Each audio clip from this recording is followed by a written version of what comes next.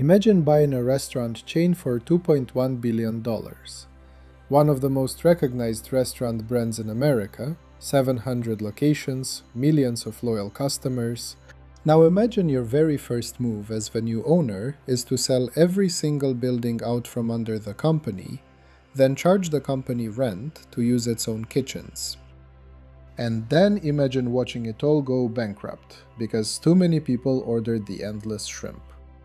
This is the story of Red Lobster, the beloved American seafood chain that didn't die because of bad food or bad service. It died because private equity did what private equity does: strip the assets, load the debt, and walk away with the cash. The shrimp just finished the job. I'm the business historian. Let's get into it. Red Lobster was founded in 1968 by Bill Darden in Lakeland, Florida. The concept was simple: bring affordable seafood to Middle America. At a time when most Americans couldn't find a decent piece of fish unless they lived on a coast, Red Lobster was a revelation.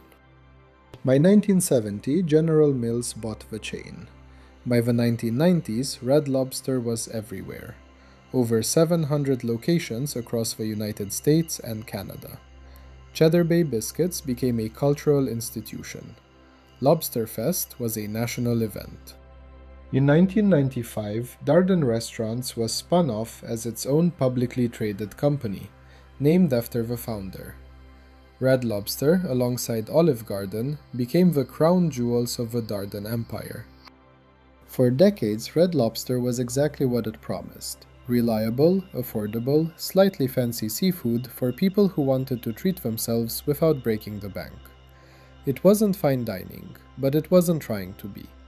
Your grandparents took your parents there. Your parents took you. You'd probably take your kids. But by the 2000s, Darden was under pressure from investors who thought the company was underperforming. Red Lobster's sales were declining, casual dining was struggling, and a group of activist investors decided the solution was obvious: sell Red Lobster to someone who could fix it. That someone was Golden Gate Capital, a private equity firm. And what happened next is a masterclass in how private equity destroys companies. In 2014, Darden sold Red Lobster to Golden Gate Capital for $2.1 billion. Sounds like a lot of money. But here's the trick, and this is the part that makes private equity people smile and everyone else furious. Before selling Red Lobster to Golden Gate, Darden completed a sale-leaseback of Red Lobster's real estate. They sold the land and buildings, the actual physical restaurants, to a separate entity for $1.5 billion. Then Red Lobster had to lease those buildings back, pay rent, on its own former property. So Golden Gate didn't buy Red Lobster's restaurants. They bought the right to operate a restaurant chain that no longer owned any of its restaurants. The most valuable asset, the real estate, was already gone. Red Lobster was now a tenant in its own buildings, paying rent, with no flexibility, locked into long-term leases. Sound familiar? It's the exact same playbook that destroyed Toys R Us, Sears, and dozens of other companies that private equity got its hands on. Buy the company, strip the assets, load it with debt, extract the fees, and leave the husk to fend for itself. In 2020, Golden Gate sold Red Lobster to Thai Union Group, a Thai seafood conglomerate. Thai Union saw the synergy. They supplied shrimp globally, and Red Lobster served shrimp nationally. Match made in heaven, right? Not exactly, because Thai Union had an idea. A terrible, beautiful, catastrophic idea. Make the endless shrimp promotion permanent. Red Lobster's ultimate endless shrimp promotion had been a limited time offer for years. Come in, pay about $20, eat as much shrimp as you want. It was a loss leader, a promotion designed to get people through the door so they'd also order drinks, appetizers, and desserts. As a limited time promotion, it worked. As a permanent menu item, disaster. In June 2023, Red Lobster made endless shrimp a permanent feature.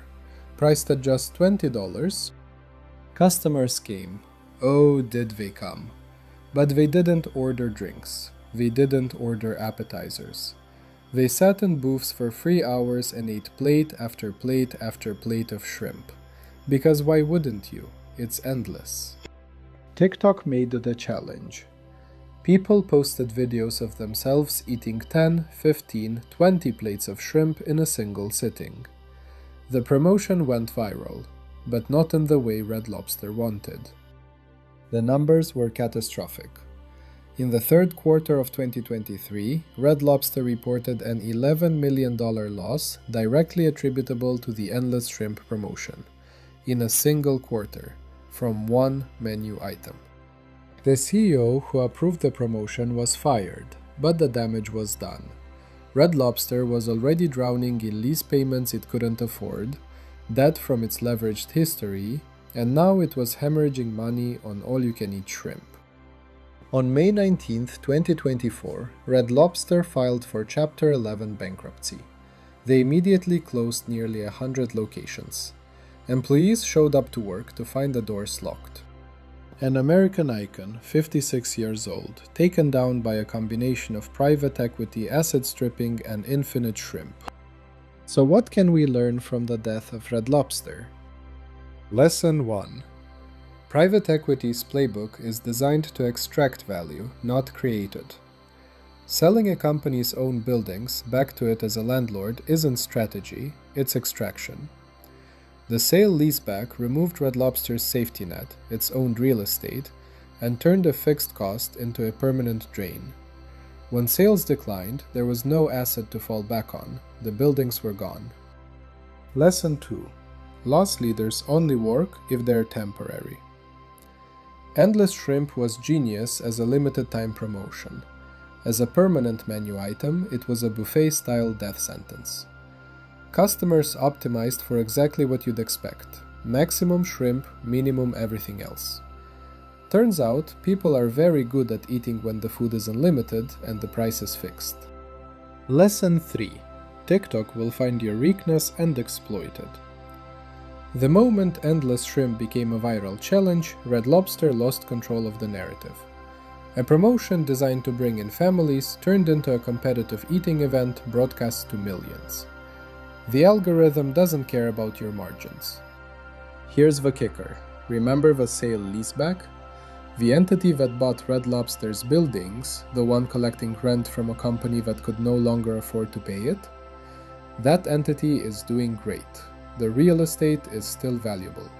The buildings are still there. They'll just get a new tenant. The people who stripped the assets made their money. The people who made the shrimp decision were fired. The people who worked the line, served the tables, and showed up every day, they arrived at work to find the doors locked. Red Lobster emerged from bankruptcy in 2024 under new ownership, with fewer restaurants and a much smaller footprint. The brand survives, barely. But the lesson is clear. When private equity buys a beloved brand, the brand is never the priority. The brand is the vehicle. And when the vehicle breaks down, private equity has already left in a different car. 56 years, 700 restaurants, millions of Cheddar Bay biscuits. And it ended because someone sold the buildings and someone else made the shrimp unlimited. If you enjoyed this deep dive into corporate disasters, hit that subscribe button. We've got plenty more stories of companies that fooled the world until they didn't. I'm the business historian. Thanks for watching.